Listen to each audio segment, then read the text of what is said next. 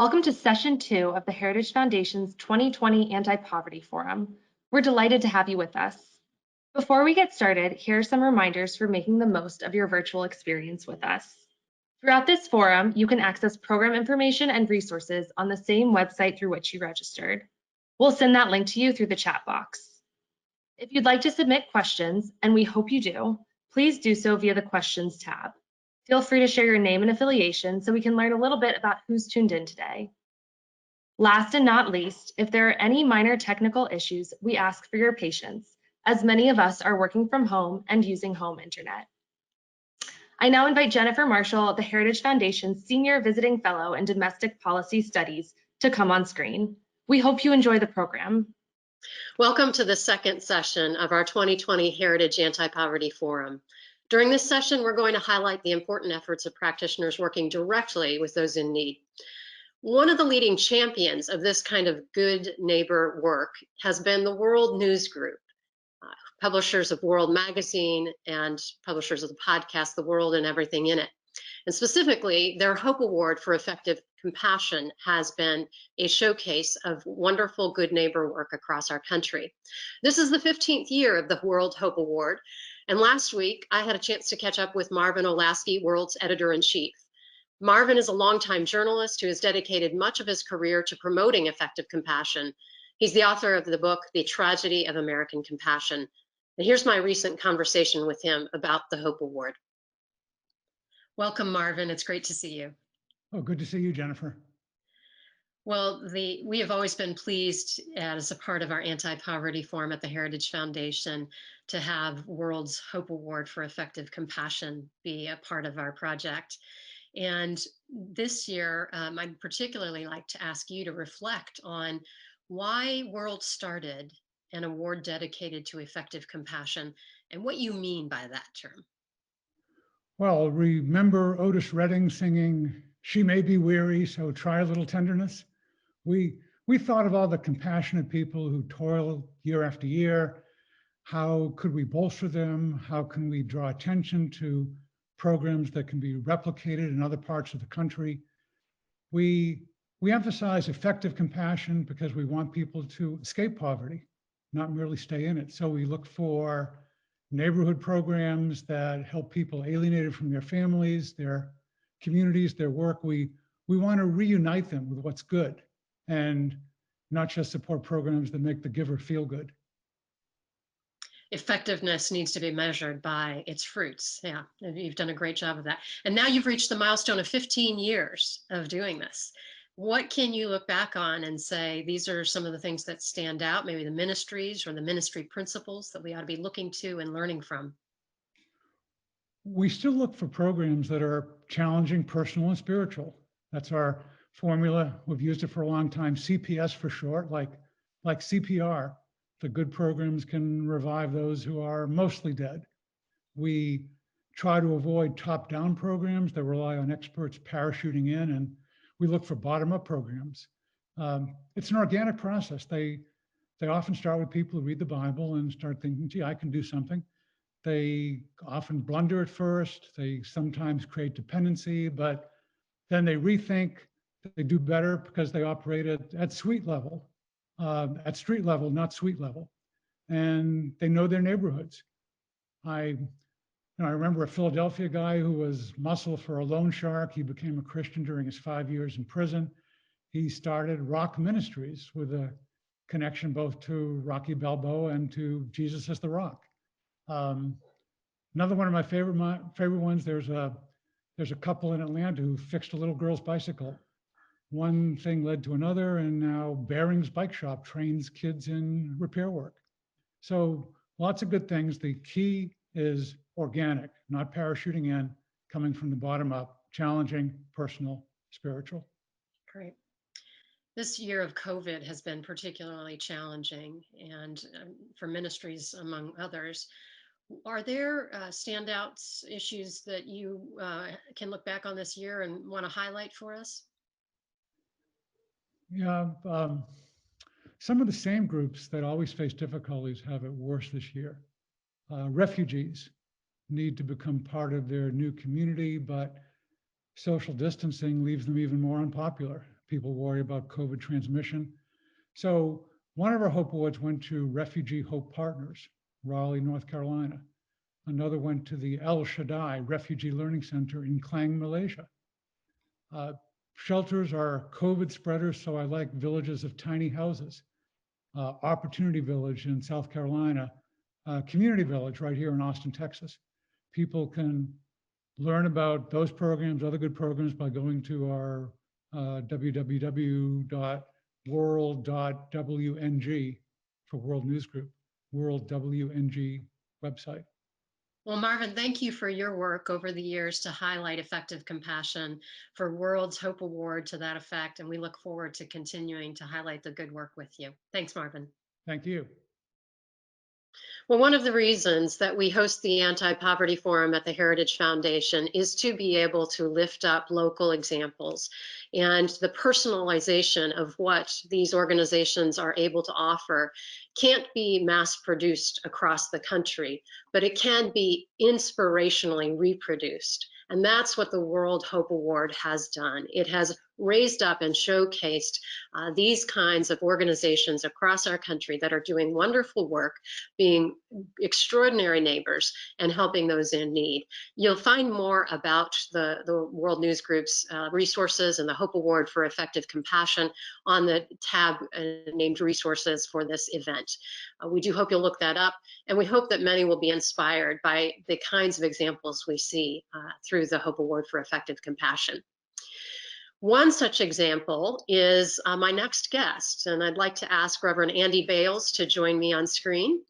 Reverend Andy Bales is the CEO of Union Rescue Mission in Skid Row in Los Angeles, and he brings decades of experience in community service and outreach to that role. So welcome, Andy. It's great to see you. Thank you, Jennifer. So delighted you would take the time to be with us today. I want to begin. We're going to take a look at your individual ministry, but you're also, you've watched the situation surrounding homelessness across the country for a lot of years. So I want to ask you some questions to take a national perspective and a policy perspective as well. And we have heard so much in the last year, particularly about homelessness. I want to ask you to help us understand what's really going on the ground with this eyewitness perspective that you have. Where is homelessness occurring? Where is it getting worse? And why is it getting worse in those areas? Well, I believe homelessness is really happening everywhere, but it is skyrocketing exponentially in large cities that have taken, I guess some would call it progressive steps. Some would call it democracy, but I would call it abdication of responsibility. There's been a movement toward focusing all the resources on a few in very expensive permanent supportive housing and away from the many. And so what we've done is focused all the resources on a few and left thousands upon thousands on the streets. And in that permanent supportive housing, we've moved to harm reduction model, which allows alcohol and drugs to flow freely. And we have 4 people per day dying on the streets of LA. Not much fewer are dying in San Francisco. 4 people per day are dying on the streets of Los Angeles from complications of homelessness, and addiction overdose is leading the way. Heart issues are number 2, and hit and run by a vehicle and left behind to die is number 3. And so I call it a total abdication of responsibility. Wow. Well, our mutual friend, Chris Rufo, a visiting fellow at the Heritage Foundation and a documentarian, has actually produced a film that takes a very vivid and hard look at the situation in one of these cities. And I'd like to roll just a bit of the video from that now. It's about a 30-second clip. San Francisco is falling apart. Tents, drugs, trash, and overdoses are everywhere. The city is home to more than 18,000 homeless, including 4,000 who suffer from homelessness, addiction, and mental illness simultaneously. The city government spends more than $1 billion a year on homelessness, but it's worse than ever. I'm here to find out what happened. I want to know how one of the world's richest cities turned out like this. It's a hard subject. And he's taking a look at, of course, at San Francisco, one city. You're in Los Angeles, Skid Row. You've been working on the front lines of fighting homelessness for decades now. What have you seen change over that time? How is government policy affecting you in this time? Well, I saw it coming 10 years ago, and I cried out then that no, permanent supportive housing alone is not the single silver bullet to end homelessness. We need a multiple approach, a multiple pronged approach to homelessness. I even took issue with Marvin as he said, shelters are only spreaders. Well, no, not with proper social distance and precaution. We still need shelters. We still need a place for people to immediately go. But what has happened is HUD and our city and our state and our county and our federal government, everybody has caught on to this one silver bullet approach. And I used to say that perfect has gotten in the way of good. Like, I know everybody wants a very nice unit with a granite countertop, but when you take that approach, perhaps over the next 10 years, we can provide 5,200 units. But for that same amount of money, the same exact amount of money, I could provide 156,000 beds in brand new 3-bedroom mobile homes. So perfect has gotten in the way of good, but the perfect is imperfect. Perfect has allowed alcohol and drugs to flow freely and addiction to reign, drug gangs to reign, and addiction to reign. And we can't even, when we have somebody recover, go through our recovery program and graduate, they don't even have a place to move that is safe and free from alcohol and drug use. So we've turned the addressing of the homeless situation into an absolute disaster. I would call it criminal negligent homicide, because 4 people per day are dying of complications of homelessness, and all of that could be avoided with a different approach of immediate shelter, innovative housing like tiny homes, as Marvin said, or mobile homes, or container homes, or pallet homes, or concrete 3D printed homes that you could put up in 24 to 48 hours at $10,000 a piece. We could have taken a whole different approach that would have absolutely saved lives, but we've got away from all kinds of any sensibility. And Robert Marbut and the crew in Washington recently proposed a return to sensibilities, but the problem is that was about 1 month ago after 4 years in the White House, and now how long will that new approach back to sensibility last with a changeover in the administration? I'm concerned because from 2015 to 2019, street homelessness skyrocketed by 20%. Street homeless, same time, street homelessness in California skyrocketed by 47% because of the movement to permanent supportive housing harm reduction and the movement away from transitional housing and shelters and recovery programs and faith-based recovery. I believe that when people are allowed to work and pay part of their own way, that their little bit of an addition helps with the sustainability, but more than that, it helps motivate them to share responsibility, to affirm their dignity. People feel good when they work and pay part of their own way. We've taken away the opportunity for people to solve their own problems. And certainly the model that we have going on right now in our country and in our states and in our county and our city is not a sustainable plan. We had Measure H and Measure HHH, about $1.3 billion each, that was just given away. It was given away never to be returned or recovered. If we would have made one small adjustment with Measure HHH, if it could have been a forgivable loan or even a low interest loan, I think it would have mitigated the huge costs of $531,000 to $749,000 per unit with granite countertops, And it would have made the developers think differently. Like, I've got to pay this back, so I better think more innovatively, like maybe mobile homes where actually the person devastated by homelessness could have a chance at paying it back with their own income or their own income from working. And if it would have been a loan, a low interest loan, it could have actually been forever sustainable. I just wanted to read one scripture from Ecclesiastes.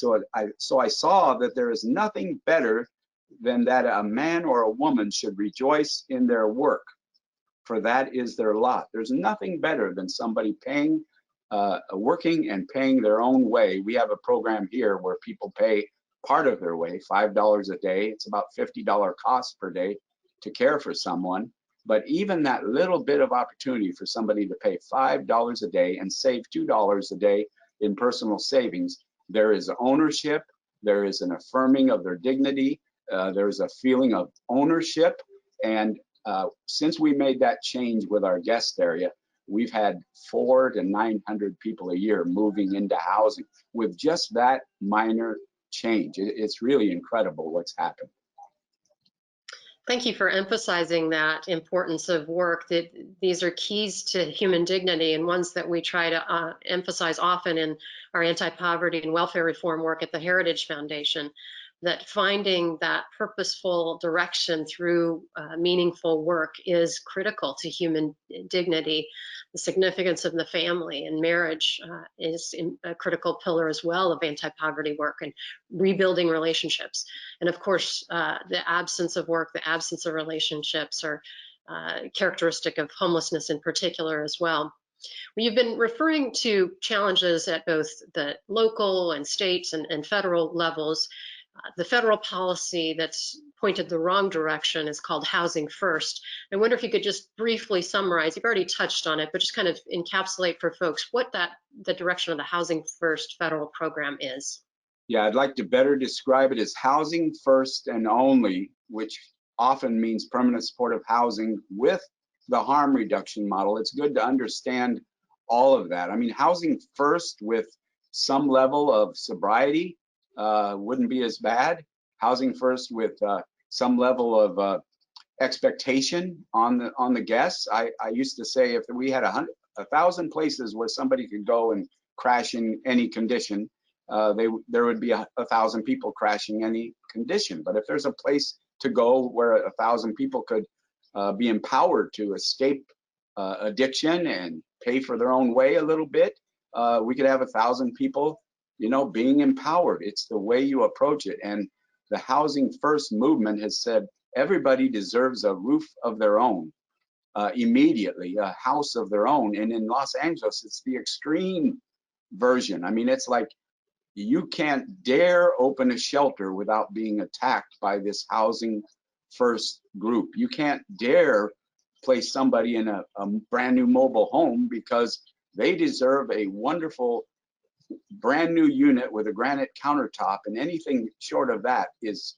not affirming their humanity. But what we've done is we've poured so many resources on a few and not had any expectations, and we've left 50,000 people on the streets of Los Angeles to be completely, overwhelmingly devastated by homelessness, which brings upon mental illness, which brings about addiction, because people are escaping through drugs to either treat their mental illness now or escape the hellish reality that we've left them in. And then we blame those 50,000 who are on the streets for being mentally ill and addicted.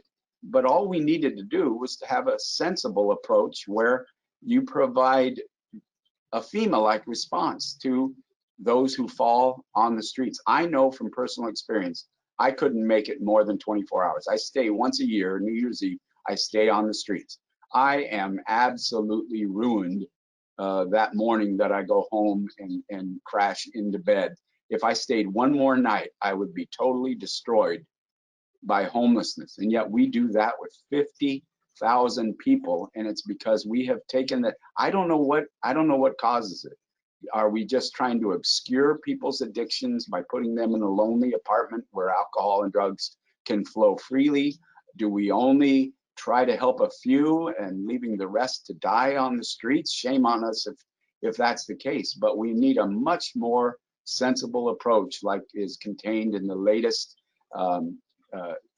United States Interagency Council on Homelessness booklet that just came out, that takes a wide approach: mental health care for mentally ill people, work programs for those who can work, shelter for those who can quickly shelter and bounce back, include faith-based groups.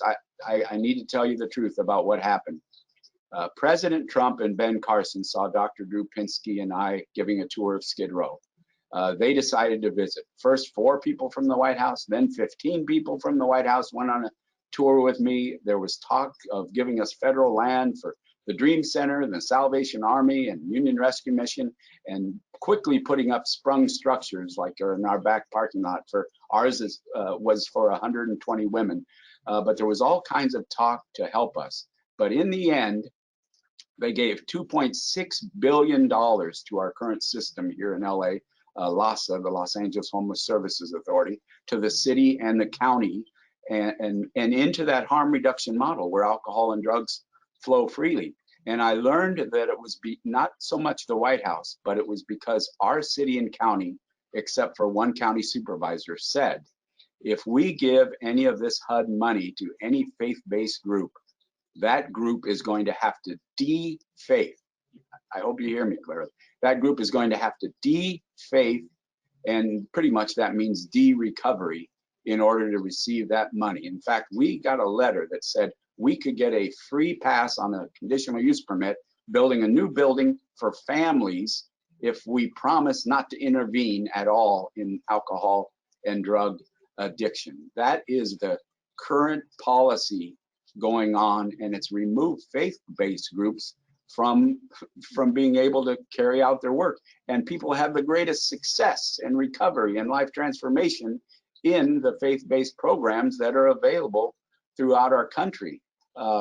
Faith-based groups have a high expectation. We see people on the streets devastated by homelessness, and we see them rising up and being brand new creatures. I know the world won't ever think that way, but at least give some of the resources to the groups that think that way and have that happen. 25% of our staff at Union Rescue Mission are former guests, former people devastated by homelessness that are now thriving and very successful. Why not give groups like Union Rescue Mission, Salvation Army, the Dream Center, more resources to make a huge difference in our society? I know it's a wild expectation, and perhaps we'll always have to only take private money. And I can tell you, we will never lose our faith. We wouldn't trade our faith for $2.6 billion. We wouldn't trade our faith and the ability to transform lives through the power of Jesus Christ for any amount of money. Amen. It's the identity that animates you to serve in the first place and makes you so powerful in your witness and effectiveness. So we're grateful for that. And it's one more reason that we need to preserve religious liberties for the good ministries that are being good Samaritans and helping neighbors in need. That's critical to the flourishing of our communities and our country. Well, let me ask you just more personally about your motivation in this. And you really, you said you spend one night a year on the streets, but you've also experienced this affect your health. Can you give us a little more background about your personal engagement here? Yes, so I do this work, should have naturally done this work because my own dad was homeless between the ages of 4 and 17. And his last week on the face of the earth, all he could talk about was the devastation and pain and embarrassment, shame of being that shelter kid or that homeless kid when he went to school and everything that goes with that. Imagine a whole lifetime lived afterwards and a successful life, but all that was on his mind his last week was that time in his life. But then it took a faith moment of me after preaching a message about 6 times from Matthew 25 and the need to feed the hungry and give drink to the thirsty. I preached that message 6 times in a class to try to change the kids' attitudes and to care about those who were the least, I guess, the losers of the world. After preaching that 6 times, a man approached me at my parking lot job on the weekend. I taught school all week, worked at the parking ramp on the weekend. And a man approached me for my sandwich right after I preached that message. And I unfortunately turned him away and quickly realized that I had failed to practice what I had preached. I hoped for another chance and found him on the street. A few weeks later, I was asked if I wanted to work at a downtown rescue mission. I saw it as a chance to practice what I preached. And for the last 34 years, I've been trying to practice what I preached here at Union Rescue Mission, as well as in Des Moines, Iowa for a while. And that moment changed my life. I mean, I went from looking through people who were digging out of a dumpster and seeing them as invisible. I went from not feeling any of their pain to being totally haunted by the thought of one single human being being on the streets. Imagine being haunted by homelessness in a city where we leave 50,000 people on the streets. But you referred to it. I lost my leg on the streets. Since I came to the mission, I've had a heart attack. I've had kidney failure. I had heart failure and kidney failure at the same time. I had a quadruple bypass and then a kidney transplant. And then recovering from the kidney transplant, I got a blister. The blister turned into a wound. The wound was almost healed, but then I ran into some human waste on the streets of Skid Row with my wound boot and contacted my wound, and I got a horrible infection, fever, blood poisoning, spent some days in the hospital, but I contracted E. coli, staph, and strep, flesh-eating disease, and lost my right leg, which actually I viewed as an advantage. When I'm in a wheelchair, nobody confuses me for a police officer. There's no fear or intimidation at all when I roll up to people doing whatever it is and reach out to them and share God's love with them. And it actually spurred on our city to declare a state of emergency. I was just reading about that. In 2018, they declared a state of emergency, and the city councilman called me and he said, Andy, we had to do something. He said, excuse my language, but he said, if Andy Bales can't frickin' walk down the street and preach the gospel, we had to do something. So I'd give up more than my leg if LA would actually wake up and take some sensible action and make a way for all human beings to escape the streets, and certainly to stop all the horrendous death that's happening on our streets because of our bad policy. Well, we thank you for your sacrifices in the love of neighbor and giving of yourself at some cost. I want to turn now to the really great questions that we're getting from our audience. First of all, a question about mental health and homelessness, and asking your insights about how that can be ameliorated.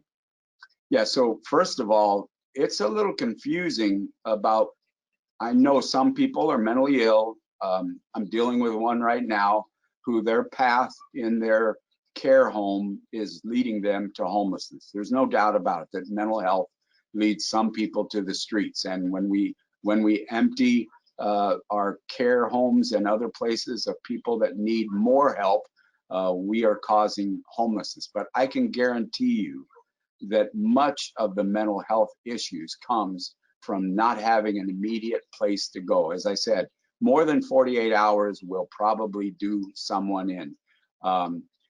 Jamie Foxx did The Soloist, and to do it, he stayed on the streets for several weeks, on the streets of Los Angeles, Skid Row. He is still forever impacted by that stay on the streets. He would tell you he's forever impacted.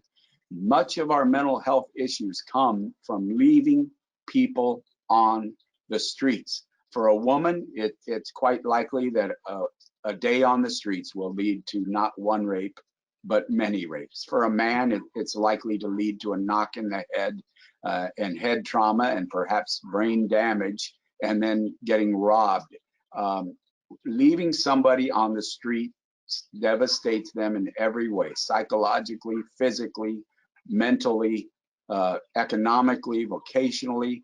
That's one cause of mental health. And then the addiction.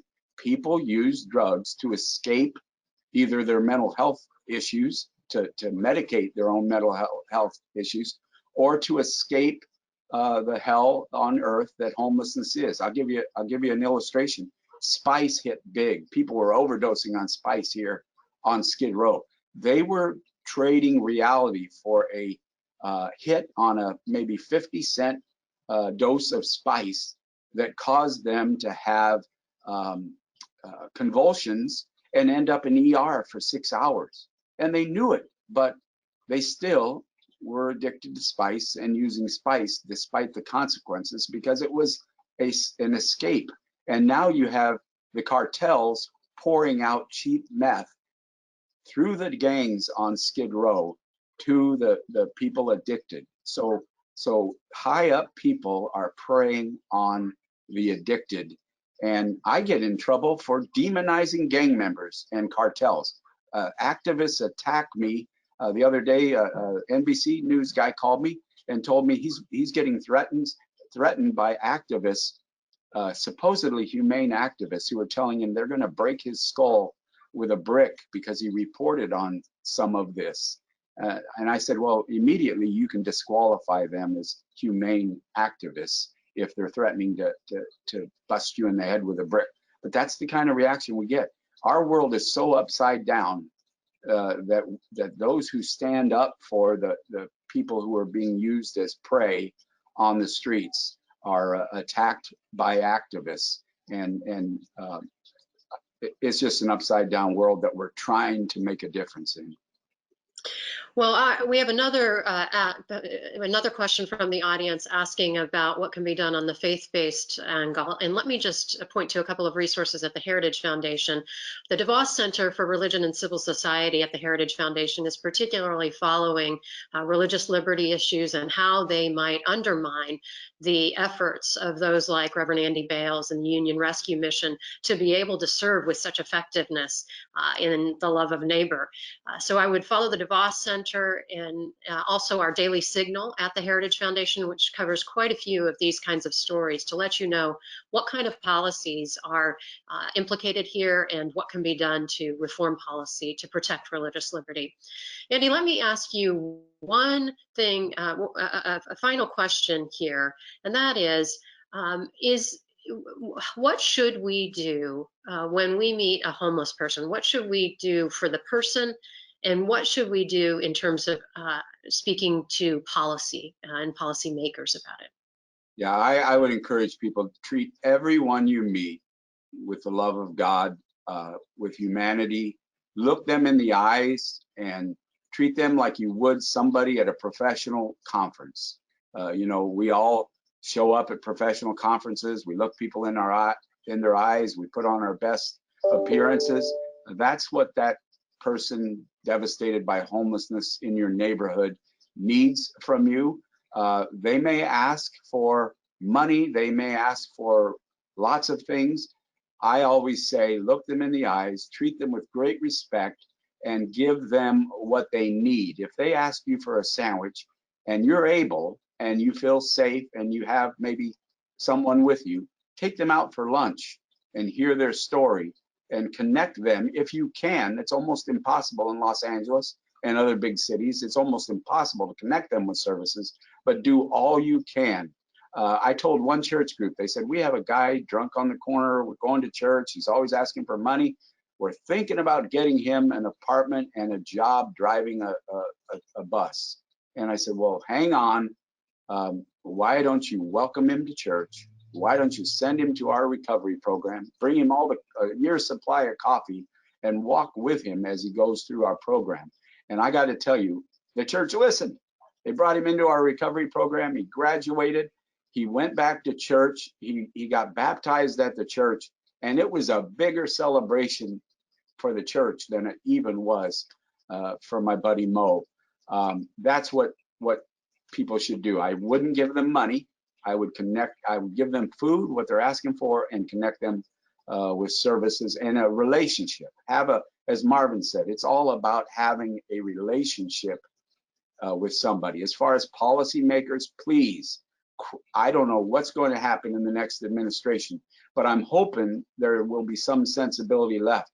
Cry out for not leaving people on the streets to be devastated by homelessness. Don't sacrifice 4 people, precious souls made in the image of God, dying on the streets while waiting for slow to develop, very expensive housing where alcohol and drugs are going to flow freely. Ask for immediate shelter and care. Ask for jobs programs that people can climb out of poverty. Ask for recovery. We have to return to some. The pendulum's got to swing back to recovery and away from addiction, or our not only a generation is going to be lost, our society is going to be lost if we don't make a change and swing back to recovery. So cry out to your politicians. If they don't hear from you, it's just going to continue to disintegrate. Well, this conversation has really illustrated in the context of homelessness how important it is to focus on recovery, as you've said, in these private efforts like yours, and for government policy to reinforce that, not undermine it, as it is fairly actively doing in some cases right now, by providing housing without help, rather than housing that's oriented towards recovery. And no matter where the addiction comes from, the mental health comes from, whether it's prior or after, these are the biggest obstacles for climbing out of poverty and homelessness, overcoming addiction.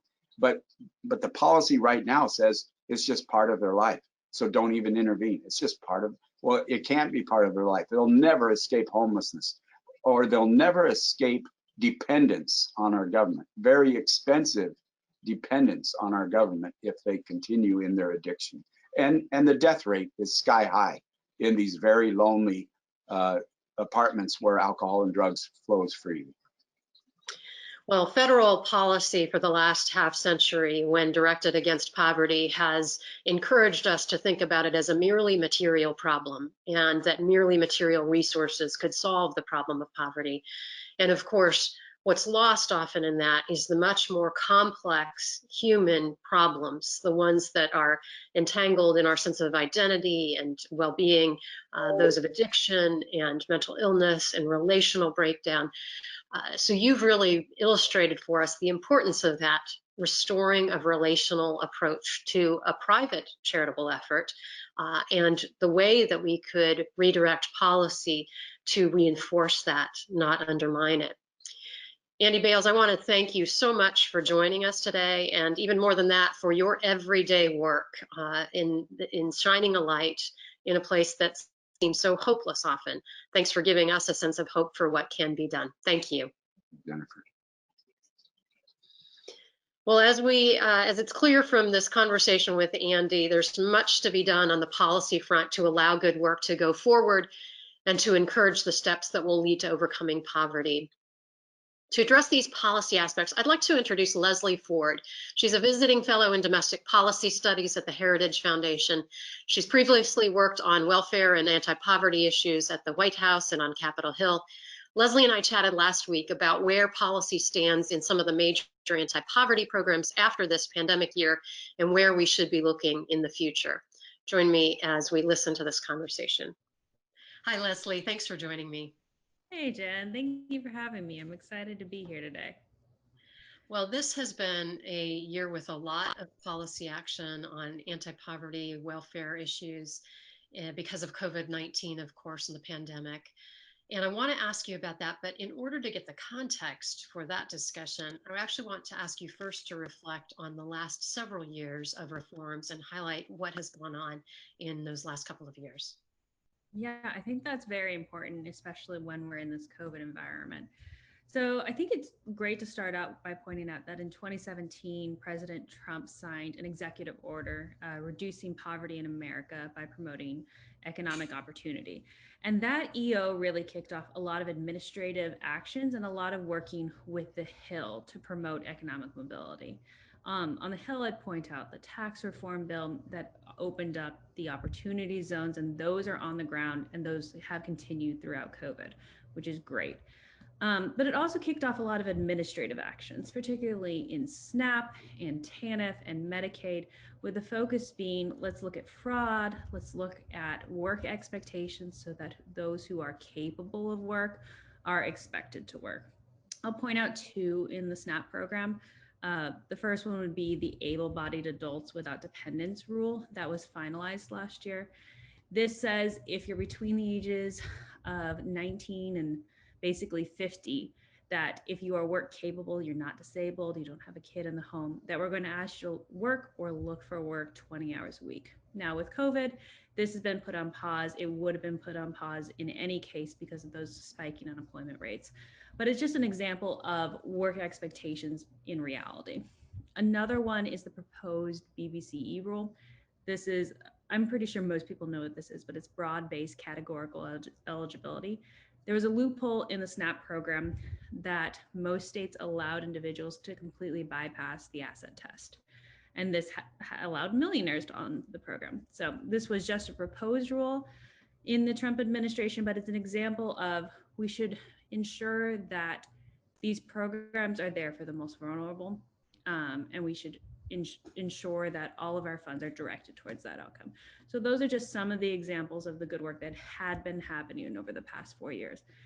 I'd like to end with just pointing out that the economy was probably the best functioning thing for low-income Americans. At the end of 2019, the bottom quarter of Americans saw real median income increase 4.5%. That's incredible. That hadn't happened in decades. When we're talking about bringing people off the sidelines and into the workforce and reducing marginal tax rates, a great economy is the best path forward. Great. Well, COVID-19 and a year of pandemic brought changes, emergency measures that were required to respond to it. Can you tell us a little bit, summarize what went on in that regard? Interesting year, but economically, especially with regard to low-income Americans, because as basically every state or 45 states shut down their economies, low-income Americans are definitely or were definitely hit the hardest. Congress immediately responded. The administration worked with Congress to respond, and those measures were temporary and they're targeted to the pandemic, which is really what's important to remember here, that these aren't year-long measures. These aren't permanent measures.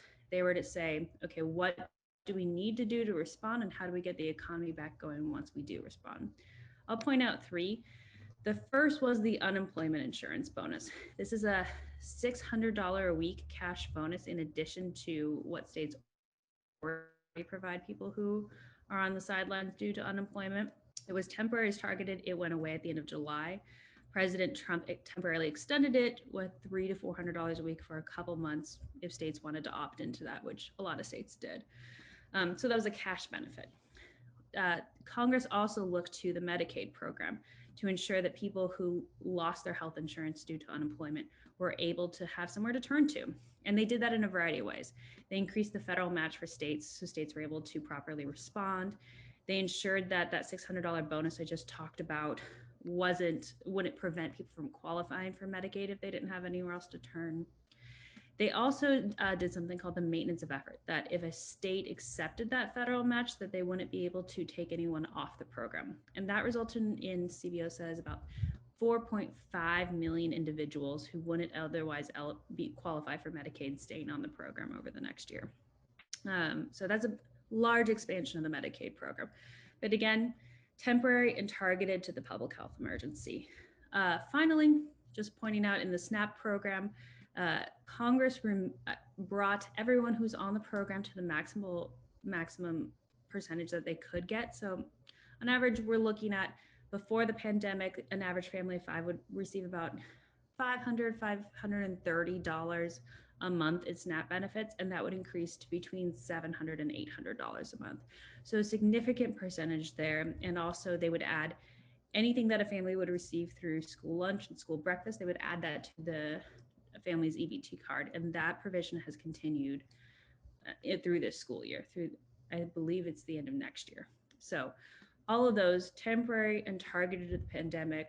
If schools are closed, for instance, you get that EBT bonus. Well, let me turn then to asking you, now that we're at the end of 2020, looking ahead to 2021, what are going to be the most important things for us to think about in terms of welfare reform and anti-poverty policy? I think it's absolutely essential to look back to those principles. We want people to be entering into the economy. That really is the pathway out of poverty. Now, there's been incredible work done over the past few years, even with a gridlock between the executive branch and the congressional branch. For instance, the Joint Economic Committee in the Senate, headed up by Senator Lee and under Scott Winship's leadership on the ground, did incredible work on what are the causes that we're really looking at. They looked at work, they looked at marriage rates, they looked at loneliness. They said, what's really happening with low-income Americans? And I'd point out that the Republican Study Committee on the House side has done incredible work putting policy solutions to a lot of these principles. What does it mean for, what does EITC reform mean in practicality? And I hope a lot of that work is going to continue over the next 2 years. Well, Leslie, thank you so much for giving us this overview, and I appreciate you taking the time to talk it through with us today. Wonderful. Thank you so much for having me. Compassion for those in need is critical, and as important is that our compassion be effective. And so our Heritage Anti-Poverty Forum is dedicated to bringing together policymakers and practitioners who are directly serving those in need, who are concerned with finding and remembering the human being at the center of these questions, remembering the nature of the need and what can be done to help restore dignity. We've emphasized the importance of work, we've emphasized the importance of marriage, and the importance of organization on the ground level, particularly faith-based organizations, to be able to serve neighbors in need. All of these need to be surrounded by good policy if they're to be successful in their work. So please continue to join us. We'll be having this session again next year, and we look forward to a community of those working in the policy and practice of good, effective compassion to help those in need. I want to welcome you to use the resources tab to find more information about the kinds of topics we've discussed here. And you can contact those who have been involved in our recording today and our live event today with the addresses on your screen. Please go to heritage.org/events to find out more of the events that we sponsor here and to view the archive of this event 24 hours from now. Thank you for joining us and have a great day.